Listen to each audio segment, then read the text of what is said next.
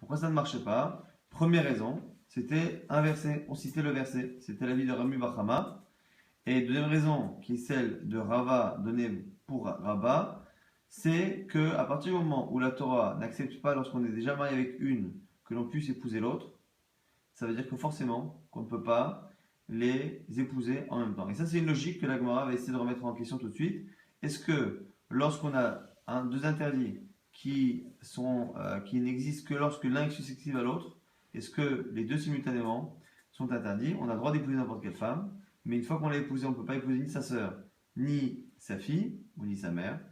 Et la question étant, est-ce que lorsqu'on fait les deux en même temps, est-ce qu'aucun des deux ne fonctionne, ou un des deux et l'autre est interdit à cause de l'interdit de la Torah. Boufa maraba kosheno bezacharze afilu batachat et non, et on objecte. Etivé, Abaye, c'est Abaye qui objecte à cette logique de Rabat. Hamari le maaser. Donc le maaser, c'est le fait de prendre un dixième de la récolte. Et normalement, le statut de maaser n'existe que si on prend un dixième. Celui qui a pris plus que ce qu'il fallait, donc il a pris plus qu'un cinquième, donc plus que le shiur qui peut être maaser. Ce qu'on nous dit, c'est que perotav metukanim, le reste de la récolte est tout de même prélevé, il est bon.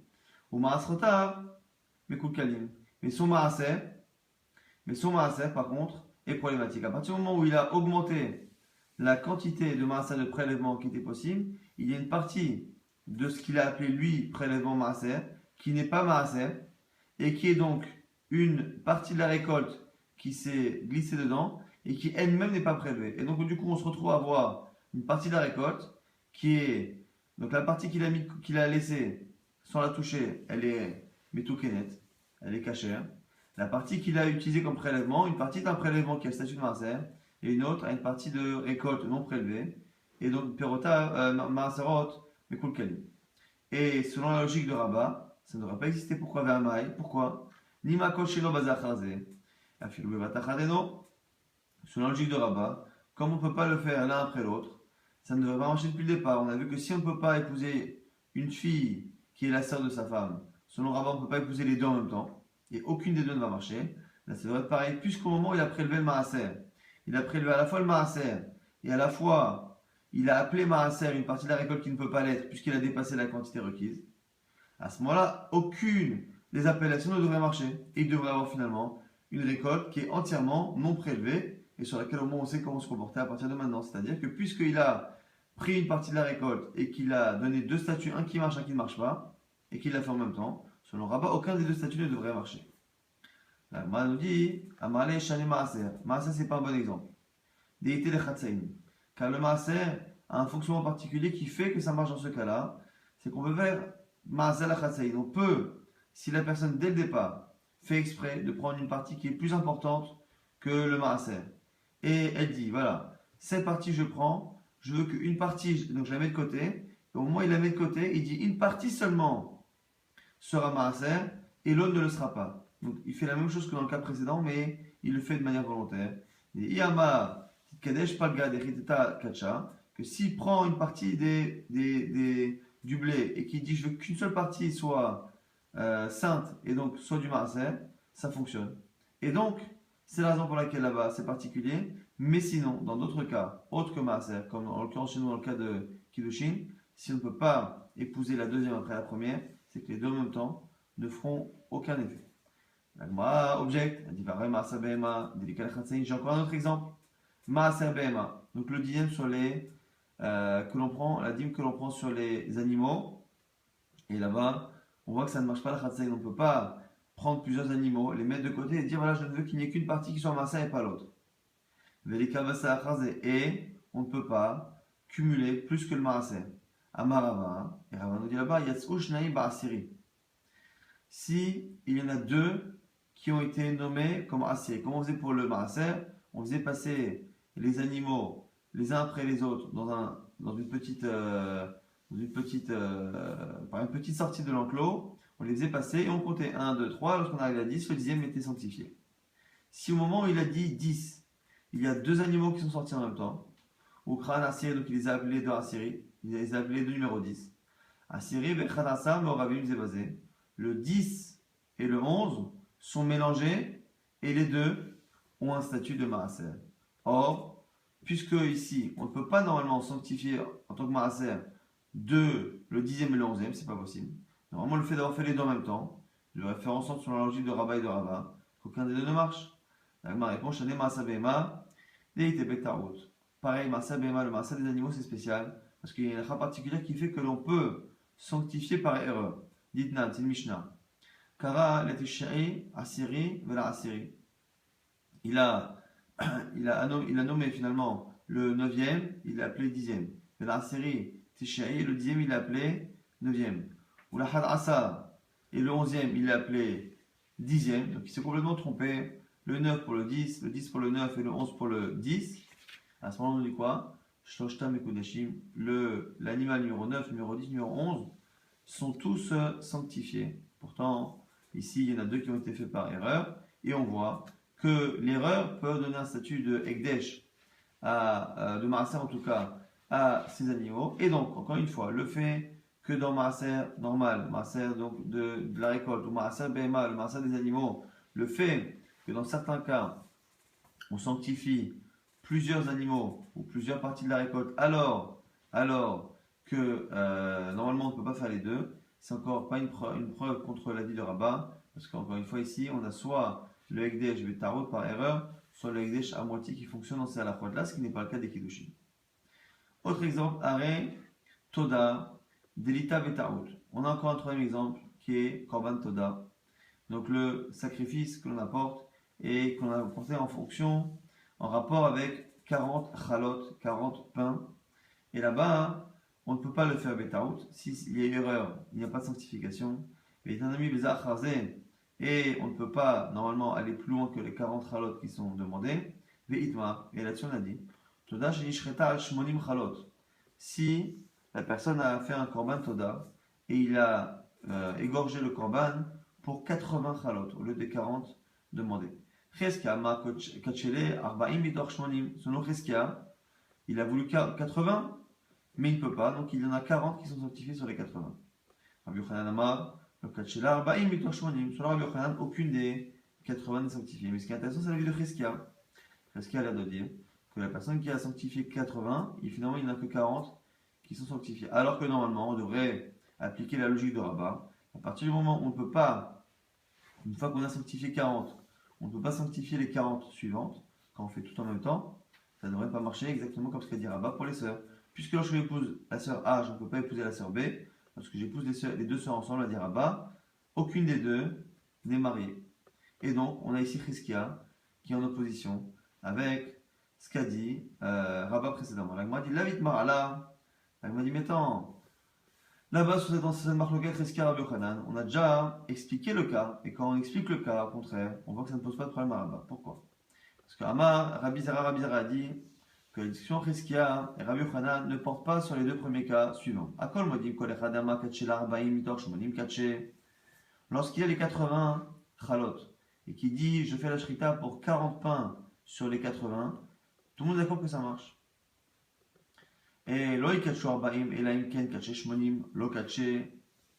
Et tout le monde est d'accord qu'il n'y a aucune chala qui est sainte si il a dit je veux absolument que ce soit les 80 qui soient les chalot et pas les 40. On est d'accord qu'ici ça ne marche pas. La discussion Rabbi Yochanan et Cheskia n'existe que lorsque il a dit il n'a rien dit. Et on ne sait pas quelle est sa kavana. Ma ça va la chariot kamikaven ou ma ça va les korban gadol kamikaven. Alors un pense que la chariot kamikaven, qu'il a mis 80 chalot et qu'en fait il pense à 40 chalot parmi les 80 et que les 40 servent de chalot de secours, éventuellement si besoin est, et l'autre pense que pas du tout, il a voulu les 80. Et donc c'est pour ça qu'on a une marloquette. Est-ce qu'il y en a au moins 40 qui sont sanctifiés sur les 40 ou est-ce que Birklal, aucune n'est sanctifiée? Parce qu'en fonction de ce qu'on pense être à la kavana du bonhomme. Et donc finalement, ça n'a rien à voir avec le din de Rabat. Et qu'en fait, finalement, tout le monde est d'accord que lorsque la personne veut réellement sanctifier les 80, il n'y en a aucune qui est sanctifiée, exactement comme ce que dit Rabat pour les deux filles. Celui qui épouse une fille, sa sœur, Comme une fois qu'il épouse la première, il ne peut pas épouser la deuxième. Lorsqu'on épouse les deux en même temps, il n'y en a aucune qui est mariée, même pas la première. Maintenant, ça c'était pour finalement tester la logique de Rabat, qui était donc le deuxième argument pour expliquer notre Mishnah. Pourquoi dans notre Mishnah, lorsqu'on épouse deux sœurs, il n'y a aucune qui est mariée? Première réponse, c'est un verset. Le verset qui nous interdit d'épouser une sœur et l'autre donne l'impression qu'on parle directement d'un cas où on épouse les deux en même temps. Et donc c'est le verset qui nous dit clairement. Rabat proposait de dire que c'était parce qu'à partir du moment où on ne peut pas épouser la deuxième après la première, lorsqu'on épouse les deux en même temps, ça ne marche pas. Maintenant la Gemara se demande pourquoi cette logique de Rabat a été la réponse de Rava. Rava avec un Aleph, c'est lui qui a apporté la réponse de Rabat. La Gemara va dire mais Rava lui-même, il a une logique personnelle qui lui permet de ne pas avoir besoin de cette logique-là. Rava, la maléchonnerie qui Rabat. Pourquoi Rava a proposé la réponse de Rabat? Typoclé, il devrait répondre avec sa logique à lui, de Kiddushin Shem Surim les bien que ici en épousant deux sœurs, ce sont des Kiddushin qui ne sont pas Mesurim, les biens, qui ne peuvent pas être conclus par une relation. Et lui pense, Rava, qu'on va voir dans la suite, que des Kiddushin qui, pour une raison ou pour une autre, ne peuvent pas être conclus par une relation, ne sont pas du tout des bons Kiddushin. Ici, en l'occurrence, pourquoi? Parce qu'il ne sait pas quelle femme il a épousée. À partir du moment où on ne sait pas quelle femme on a épousée, on ne peut pas avoir de relation avec aucune des deux. Et donc, ce sont des Kiddushin qui, à la base, ne tiennent pas du tout la route. Agmara répond, Lidvarav de Rabbi Bachama Kama. Pourquoi il a donné cette réponse-là? Parce que il savait que Rabbi Bachama ne pensait pas comme lui, que les Kiddushin qui ne sont pas aboutis par une bia ne peuvent pas être bons Kiddushin, et donc du coup il a donné une réponse qui n'allait pas selon son avis, mais lui-même, comme on va le voir tout de suite, pense que des Kiddushin qui, parce qu'on ne sait pas qui on épouse, ne peuvent pas être conclus par une relation, ne sont pas des bons Kiddushin depuis le départ. Itma. Kiddushin Shem Surim la bia, Abaya Mar Avo Kiddushin, sur l'Abaye ce sont des bons Kiddushin, et Ravama, le Avo Kiddushin, donc c'est la fameuse marloquette, lorsque l'on a des Kiddushin qui ne peuvent pas être conclus par une relation. Amar Rava, Rava donne sa logique. Bar Ahina Asberali, un chacham qui s'appelle Bar Ahina, qui m'a donné la logique. C'est marqué dans la Torah au sujet du mariage, qui kar ish isha ou ala. Lorsqu'un homme épouse une femme et qu'il a une relation avec elle. Pourquoi avoir juxtaposé les deux? Qui kar ish isha, c'est avec de l'argent, lorsqu'il épouse la femme avec de l'argent, ou ala qu'il a une relation. Pourquoi avoir juxtaposé les deux choses? Parce que Kiddushin, Mesurim, les biya, vos Kiddushin. Kiddushin, chez elle, Mesurim, les biya, vos Kiddushin, pour nous apprendre que même il y a des Kiddushin qui sont faits avec de l'argent. Qui kar ish isha, comme on a vu au début de la Masechet. Qui kar ish isha, malgré tout, il faut absolument cette relation. Sans la relation possible, les Kiddushin qui Ikar eux-mêmes ne sont pas valables. Et maintenant, la Gemara va objecter à cette logique de Rava qui dit que quand on ne sait pas à qui on fait les Kiddushin, il n'y a pas de Kiddushin qui sont Khalim. Nan, dans la Mishnah, dans notre Mishnah, Amkadesh Isha Ubita, O Isha Vachota Kachat, Enam Mekudashot. On a dit qu'un homme qui épouse une femme et sa fille, une femme et sa sœur, elles ne sont pas les deux Mekudashot. Et on déduit, du fait qu'on n'ait pas parlé du cas où il épouse une des deux, mais qui ne sait pas laquelle, on déduit que dans ce cas-là, c'est différent. Ah, Achad Meisha Obita, Oh Meisha Ochata, ça a l'air d'être que si par contre il épouse une des deux mère et fille, une des deux sœurs, que finalement, Mekudeshet, elle est mariée, puisqu'on n'a parlé que du cas où il a proposé les Kiddushin aux deux en même temps. Ve'ama, et pourquoi? Kiddushin Shem Esurim les Bianinu. Pourtant, ce sont des Kiddushin qui ne sont pas possibles de conclure avec une relation puisqu'on ne sait pas qui en est épousé. Et tu as des Rava, donc c'est une objection à Rava. Maintenant, Rava, lui-même va objecter avec la fin de notre Mishnah.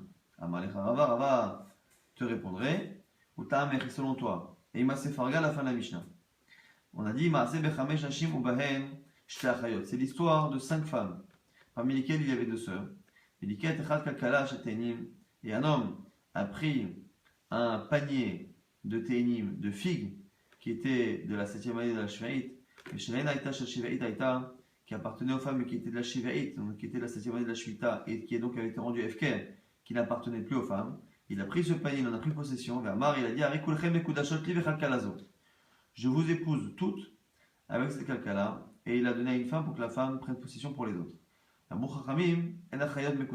les Chachamim ont dit que les 2 sœurs ne sont pas mariées.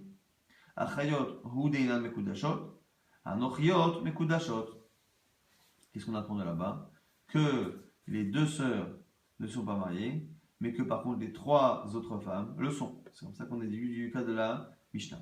Maintenant, Rava va expliquer son objection. Echidame, quel est le cas? Il est Madame Akulchem, s'il a dit aux femmes, je veux que vous soyez toutes acquises, toutes mariées avec cela. Ça ne peut pas marcher. Pourquoi? Parce que c'est le statut de Kaneat Vechamoru. Quelqu'un qui donne un cadeau et qui dit voilà, je veux que tu acquières cet objet en même temps en association avec un hamor, avec un âne, c'est-à-dire avec quelqu'un qui ne peut pas acquérir. Vead hamor, le kana, et ça ne marche pas. Et donc, comme ici, les deux sœurs ne peuvent pas recevoir les kiddushin, si les kiddushin ont été donnés en même temps aux 5, normalement aucune des 5 ne devrait être mariée. Or, on voit que sur les 5, il y en a 3 sur lesquels il y a un statut de mariage. Et là, donc on est obligé de dire, on est obligé de dire que dans cette Mishnah, il a proposé les kiddushin à une seule des 5. Et en fait, comme il a proposé à une seule des 5, c'est là qu'on dit que comme il a proposé à une seule des 5, on a un doute sur les 3 et pas sur les deux sœurs. Et du coup, pourquoi finalement sur les deux sœurs on n'a pas de doute? Donc du coup, ce serait une preuve pour Rava. Puisque par l'élimination, Rava nous a expliqué que dans le cas des 5 femmes, c'est un cas où il proposait un mariage à une des 5 et qu'on ne sait pas lequel. On voit bien qu'en tout cas, les sœurs, ça ne marche pas parce que justement, comme on ne peut pas faire bia, on voit que on a les kiddushin qui sont pas sur une bia qui ne marche pas. Donc la Gemara conclut, la Rava Kasha Resha, Rava a un problème avec le début de la Mishnah, ou l'Abaye, et pour Abaye, Kasha Sefa, c'est la fin de la Mishnah qui pose problème, et la Gemara va expliquer notre Mishnah à la fois comme Rava, à la fois comme Abaye. Abaye Metzaretz Litarme, Rava Metzaretz Litarme, chacun Abaye vers Rava, Metzaretz répond à la Mishnah selon sa logique, sa manière. Abaye Metzaretz Litarme, Abaye répond à sa manière. Le début de la Mishnah allait très bien selon Abaye, donc on va le lire facilement. Celui qui épouse une femme et sa fille, une femme et sa sœur en même temps, aucune des deux est mariée. Mais par contre, s'il épouse une des deux et qu'on ne sait pas laquelle, on a l'air de dire quand même qu'il y a une des deux qui est mariée et on craint donc les kiddushin. Et avant la fin de la Mishnah, il faut introduire une transition. Et s'il dit s'il dit je veux que celle avec qui j'ai le droit d'avoir une relation soit ma femme, et la elle n'est pas mariée. Et du coup, la suite, qui est la fin de la Mishnah, qui collait bien selon Rava, serait un cas similaire, où il aurait précisé que je ne veux épouser que celle avec qui j'ai le droit d'avoir des relations. Ce qui finalement est une manière de trouver que la fin de la Mishnah colle à la logique de Rava. Rava, dans tous les cas, pense que tous les kiddushin ne marchent que si la relation est possible. Donc c'est comme si dans tous les kiddushin, il y avait une condition de base que la Torah demandait que la femme soit autorisée à la relation. Et Abaye, pour comprendre la fin de la Mishnah, a préféré l'expliquer comme quoi c'était un cas où le mari avait explicitement émis ces conditions. Donc l'histoire confirme, avec 5 femmes, dont 2 sœurs, va avoir Mikem, Kadeshli, et il a pris le panier de figues, il a dit celle parmi vous avec qui je peux avoir une relation, soit ma femme, que les sœurs ne sont pas mariées, puisque dans ce cas-là, elles ne sont pas Reouyot, les Bia, puisque chacune, on craint que ce soit la sœur de sa femme. Maintenant, les Rava, Metaretz, les Ta'ame. Rava, comme on va expliquer la Mishnah et le début spécialement, Isha Obita, celui qui épouse une femme parmi la femme et sa fille et les deux sœurs, c'est comme s'il avait épousé les deux en même temps. Donc finalement, la déduction que Abaye avait fait, c'est-à-dire que le fait dans la Mishnah, on a dit que c'est un homme qui épouse 2 femmes en même temps, 2 sœurs, ou la mère et la fille, c'est déduire que s'il épousait une seule des deux et qu'il Kiddushin marchait, non, Rava dirait que finalement, lorsqu'il épouse une seule des deux, c'est comme s'il épousait les deux en même temps. Et effectivement, que dans tous les cas, le diouk, la déduction que Abaye avait fait n'était pas non plus très rigoureuse. On n'était pas obligé de la Mishnah de déduire que dans le cas où il a fait un seul Kiddushin, cela marchait. Et la suite confirme, la fin de la Mishnah donc colle très bien pour Rava. Les Ketechat Kakala Veshatenim, Ve'are, Damar, il a dit, Are Kulchem. si vous êtes toutes, ve'achat mishta achayot mekudashot, li ve'chal kalazo ve'amuchamim en achayot mekudashot klal.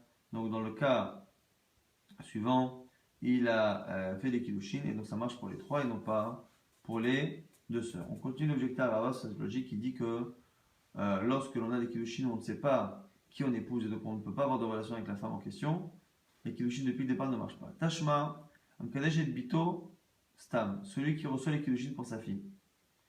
Ein abogrot bichlal, il a plusieurs filles a priori. On dit que les filles qui sont grandes, qui sont adultes, qui ont plus de 12 ans, ne font pas partie des filles pour lesquelles on craint qu'il les ait mariées. Haktanot bichlal, de l'envoi que les petites, oui. Donc on a un homme qui a a priori plusieurs filles. Il a donné des kiddushin, il a accepté des kiddushin pour une de ses filles, et il ne sait plus laquelle. Et on nous dit qu'on ne doute pas pour les grandes, celles qui ont plus de 12 ans, on ne craint pas qu'elles soient mariées. Mais les petites, oui. La grande saison de la maille, qui chiche et se remet bien. Nous, ou tu de Rava. Pourtant, s'il ne sait pas qui il donne en mariage, ça veut dire que le mari lui-même ne sait pas qui il épouse. S'il ne sait pas qui il épouse, il ne peut pas avoir de relation avec elle. S'il ne peut pas avoir de relation avec elle, ça veut dire que les kiddushin ne devraient pas marcher depuis le départ selon Rava. Ma répond, Amalech Rava, Achabim Askinan, Keshen Sham et la Gedola Uptana. Ici, il faut dire que c'est une famille où il n'y a que deux filles. Une grande de plus de 2 ans et une de moins de 12 ans. Elle m'a dit, ah, Bogrot Katane. Le problème, c'est que quand on parle des filles, c'est marqué au pluriel, Bogrot. Il a plusieurs filles. Les filles adultes ne sont pas concernées par le doute. On dirait qu'il a des filles adultes et des filles mineures. My Bogrot, Bogrot de Alma. L'Agma dit, c'est pas forcément très précis. Bogrot au pluriel, mais en réalité, ça veut dire de manière générale, dans un cas similaire, on ne tient pas compte et on ne craint pas des kiddushin pour les filles adultes. Mais dans ce cas, lui, il n'en avait qu'une seule. Et on va dire, Yachima, il est même. Alors, c'est quoi le chidouche? L'homme a 2 filles. Une qui est majeure, une qui est mineure. Il fait les kiddushin pour une fille. On craint qu'il ait épousé qu'il ait donné les kiddushin pour la petite, pas pour la grande. Mais évidemment, parce que la grande, dans tous les cas, elle n'est plus dans son domaine. On va dire, Chavima Askinan, et Shavite Shaliach. C'est un cas où la fille a nommé son père, Shaliach, pour lui trouver un mari. Et donc, on a un père qui, bien qu'il ait 2 filles, une majeure et une mineure, finalement, il a 2 filles qu'il peut marier.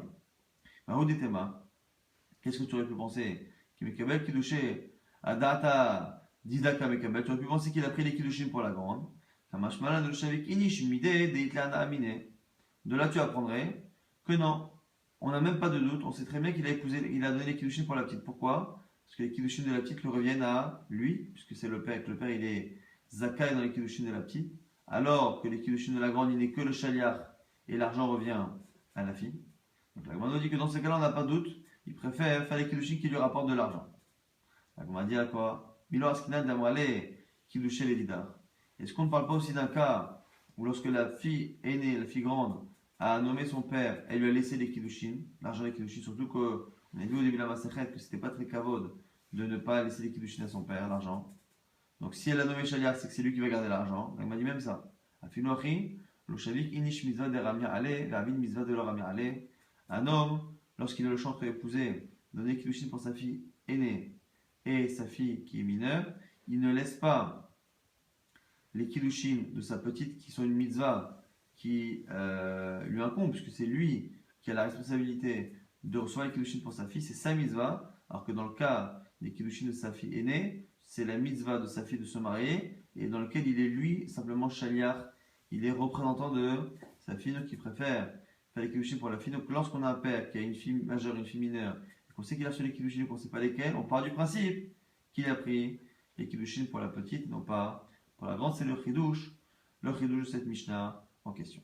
Maintenant, autre kushia à partir d'une Mishnah sur la logique de Rava, Tashma, Banot, Nashim. Un homme qui a eu 2 mariages successifs l'un à l'autre et qui a eu 2 groupes de filles. Donc il a eu un premier groupe de filles avec la première femme, après il a épousé une seconde femme, avec laquelle il a eu plusieurs filles.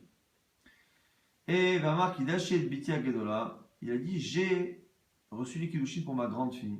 Mais il ne sait pas quelle grande. Est-ce que c'est l'aîné de la première fratrie, donc l'aîné des grandes, ou est-ce que c'est l'aîné de la deuxième fratrie, donc l'aîné des petites, ou peut-être, et Im Ktana chez Bagdad, peut-être que c'est la plus petite de la première fratrie, qui finalement est plus grande que la seconde fratrie. Chez Gdola, Minagdola, chez Bagdad, chez Baktanot. Kulana Surot, Rusmiktana chez Baktanot, dirait Rabbi Meir. Elles sont toutes à Surot. Elles sont toutes à Surot, sauf la plus petite de la dernière fratrie. Donc on a des doutes sur la grande de la première, la petite de la première et la grande de la deuxième fratrie. Et on voit finalement qu'encore une fois selon Rava, à partir du moment où on ne sait pas qui a été épousé, on ne sait pas avec qui avoir une relation, donc on ne peut pas avoir de relation, donc normalement le Kiddushin ne devrait pas fonctionner. La Gemara dirait, Acha, de quoi on parle? Keshe Ukru ou le Basor dit Avo. La Gemara dit non, c'est pas que depuis le départ il reçoit des Kiddushin et qu'il ne sait pas au moment où il les fait à qui il les donne. Il a su et après il a oublié. Ce qui fait qu'au moment des Kiddushin, le père et le mari, lorsqu'ils ont fait les Kiddushin, ils avaient prévu exactement à qui étaient donnés ces Kiddushin. Et donc les Kiddushin n'avaient pas à ce moment-là de défaut du fait qu'on ne pouvait pas avoir une relation avec la femme. On pouvait, au moment des Kiddushin, savoir avec qui avoir une relation, et donc les Kiddushin sont cachés. Simplement, après il y a eu un doute, et c'est un doute à l'afrique qui fait qu'on a un problème. La Gemara nous dit, et en plus regarde bien, des kadami, tu peux le déduire dans les mots des katane eniodea, velo katane eniadoua. Dans les mots c'est marqué que c'est le père qui ne sait plus à qui il a fait les Kiddushin, et c'est pas marqué eniadoua, qu'on ne sait pas. Si on avait dit on ne sait pas, on aurait vu que personne n'a jamais su finalement avec qui on fait les Kiddushin. Effectivement, là on aurait dû dire comme Rava que la relation n'est pas possible, donc les Kiddushin ne sont pas bons. Mais c'est marqué Eni Yodea, c'est-à-dire que j'ai oublié Shmar Mina. De là tu vois qu'il n'y a pas d'objection à Rava. Donc, si c'est ça, et Achima le Memra, quel est le Chidouche finalement? Quel est le Chidouche? Finalement, dans ce cas-là, la Pouké Mid Rabbi Yossi, c'est pour exclure la vie de Rabbi Yossi, Dama Lo Machit Inish Nafshe Bisfeka, qu'un homme ne se met pas dans une situation de doute. Et donc, s'il a épousé une fille qu'il a appelée la grande fille, forcément qu'il a épousé la grande de toutes les grandes, de la première fratrie, Kamashmalan, des Machit Inish Nafshe Bisfeka, qu'on ne pense pas comme Rabbi aussi, qu'il a pu épouser une autre de ses filles et rentrer dans une situation donc, de Safek. Maintenant, encore une fois, une objection à Rava, Tashma, Mishikidesh Achan Mishtachayot, Ve'eno Yodea Ezokidesh, celui qui épouse une sœur, mais il ne sait pas laquelle des deux sœurs il a épousé. Noten get lazo, veget lazo. Il donnera un get à l'une et à l'autre. Or, pourtant, encore une fois, selon Rava, puisqu'il ne sait pas qui il épouse, il ne peut pas avoir de relation avec une des deux, et donc les Kiddushin ne marchent pas. La Gemara donne la même réponse à Chavim Askinan, Kesheokru ou le Basar Kita'avu. Pareil, c'est un cas où au moment des Kiddushin, il savait qui il épousait. Donc au moment des Kiddushin, il savait qui il épousait, et donc la relation était possible, et donc dans ce cas-là, les Kiddushin sont bons. Simplement, il a oublié après, il faudrait dire que la femme aussi a oublié, mais il a oublié après à qui il a donné les Kiddushin, et donc c'est pour ça qu'on a un doute. La Gemara le déduit encore une fois dans les mots des Kademi des Katane, Eino Yodea, Velo Katane Enyadoua. Tu vois bien que c'est marqué que lui ne se rappelle pas, et non pas qu'on ne sait pas, qu'on n'a jamais su qui il a épousé, ou là effectivement on aura un problème de Kiddushin. On m'a dit Yachima il le memra, si c'est ça quel est le Chidouche. On m'a dit Seifa Esrechale, à cause de la fin de cette Mishnah. Pourquoi? Donc là-bas, Met, Velo, Achechad, Choles Ishtem. Si ce bonhomme-là qui a épousé une des deux sœurs meurt et qu'il laisse un frère, ce frère doit faire Khalitsa à aux deux sœurs. Pourquoi? Parce que chacune, on craint que ce soit sa belle-sœur, et que chacune aussi, on craint que ce soit la sœur de la femme avec qui il a un lien et qu'elle lui soit interdite. Donc il ne peut pas faire des hiboum et il doit faire khalitsa.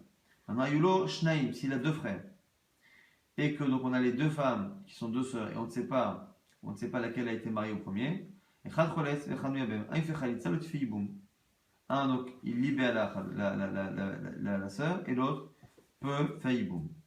Im kadmu vekansu en motsi motam yadam, si les deux se sont mariés avec des filles, on ne leur demande pas de divorcer, mais en tout cas, on voit bien que Davka Michlitz Vada Iboum, on nous a demandé les Khatrila de faire un Khalitza, l'autre Iboum. Mais d'abord, un il fait Khalitza, et après seulement l'autre pourra faire Iboum, se marier avec elle.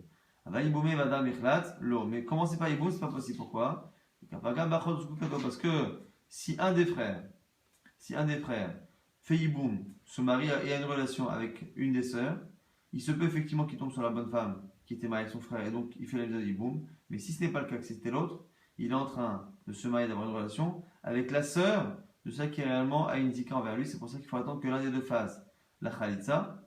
Et une fois que l'un a fait khalitsa, l'autre se retrouve à épouser soit la sœur de la femme avec qui il a fait avoir Yiboum, sur laquelle on a donné khalitsa, soit il épouse la vraie ex-femme de son frère, donc il fait la misère de Yiboum, donc il n'y a aucun problème. C'est pour ça qu'on nous demande de faire d'abord khalitsa et après Yiboum. Et c'était ça le chidouche là-bas qui était intéressant. Dans ce cas-là, donc celui qui épouse deux sœurs, il faut qu'il donne le guet aux deux. C'est pas vraiment le guet aux deux qui est intéressant, c'est l'histoire du Yiboum lorsqu'il meurt et qu'il a deux frères. Autre cas, Tashma, Shnaim, Shekishu, Shtahayot.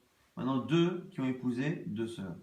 Zenoida, Ezokidesh, Zenoida, Ezokidesh, et chacun des deux ne sait pas quelle sœur il a épousé. Zenoten, Shenegitin, Zenoten, Shenegitin, chacun donne deux gitin aux deux femmes. Et on voit ici encore une fois qu'a priori, selon Rava, si dès le départ on ne sait pas qui on épouse, on ne sait pas qui, avec qui on peut avoir une relation, et donc les kiddushin ne devraient pas fonctionner. À Hanmi, là aussi c'est pareil. Shukru ou le Basof, c'est un cas où dès le départ il savait, chacun savait qui l'épousait, et donc les kiddushin étaient bons à ce moment-là, et après il a oublié, et la Gemara le déduit encore une fois dans les mots des kanemi des katané, et no yodea, et le kotané, en yadoua, shmamina, tu vois bien que c'est marqué qu'il ne se rappelle plus, et non pas qu'on n'a jamais su qui il a épousé. On va rapidement résumer ce date qui était finalement assez simple. On avait une Mishnah avec une personne qui épousait deux sœurs en même temps, ou une femme et une fille en même temps, qui sont des personnes qu'on ne peut pas épouser l'une après l'autre. Et on voit que ça ne marche pas. Et après, on va raconter un cas dans la Mishnah d'une personne qui épousait cinq femmes en même temps, dont deux sœurs. Et ça ne marchait pas pour les deux sœurs en tout cas. Et la Gemara avait essayé de comprendre quelle était la logique de ce cas-là. Pourquoi un homme qui épouse deux sœurs en même temps, ou une femme et sa fille, pourquoi il n'y a pas au moins une des deux qui est mariée, l'autre c'est sûr que dans la deuxième, mais au moins une des deux, et donc à ce moment-là on devrait craindre que les deux le soient. On a vu soit c'était inversé, Rabbi Mahama dit que c'était inversé, parce que le verset qui parle de l'interdit d'épouser deux sœurs a l'air de parler d'un cas où c'est les deux en même temps. Après on a vu la logique de Rabat qui était de dire qu'à partir du moment où on ne peut pas épouser une fille après l'autre, le fait d'essayer de faire les deux en même temps fait en sorte qu'aucun des deux ne fonctionne, la simultanéité ne change rien, aucun des deux ne peut marcher.